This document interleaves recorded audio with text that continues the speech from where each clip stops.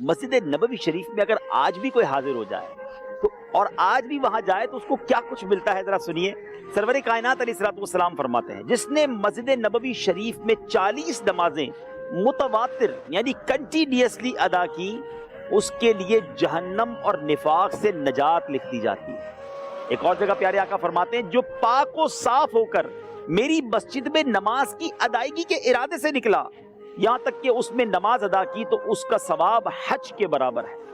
یہ جو حدیث ہے ناظرین, مجھے اپنی زندگی کا ایک واقعہ یاد آ گیا. ایک بار میں مسجد نبوی شریف میں حاضر تھا, میرے ساتھ ہی ایک بڑے نورانی چہرے والے عربی بزرگ موجود تھے. تھوڑی بہت عربی اور انگلش میں ان سے بات ہو رہی تھی تو میں نے ان سے پوچھا کہ ان کی عمر کتنی ہے.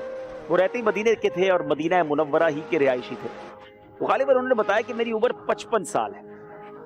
اچھا, ان کچھ دنوں کے بعد حج کے دن آنے والے تھے تو میں نے پوچھا کہ آپ نے کتنے حج کیے ہیں. انہوں نے کہا میں نے زندگی میں ایک ہی حج کیا. میں نے کہا آپ مدینے میں رہتے ہیں حج کو نہیں جاتے؟ کہتے ہیں مجھے حج کو جانے کی کیا ضرورت ہے, جو فرض ہے وہ ادا کر لیا ہے, باقی روزانہ 5 حج کا ثواب کماتا ہوں. کیونکہ مسجد نبوی شریف میں ایک نماز حج کا ثواب ہے. اور ان کا جو جملہ تھا نا وہ تڑپا گیا. وہ کہتے ہیں میں مدینے سے باہر نہیں نکلتا کیونکہ مجھے یہیں مرنا ہے, مجھے جنت البقیع میں جانا ہے. اللہ اکبر. میں صحیح بتاؤں ناظرین, کئی اہل مدینہ آج بھی ایسے ہیں جن کی زندگی کا اب مقصد ہی یہی ہے, وہ مدینہ منورہ سے باہر ہی نہیں جاتے.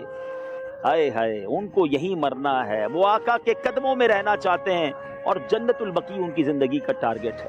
کیا بات ہے, یہ سوچ واقعی کمال کی سوچ ہے.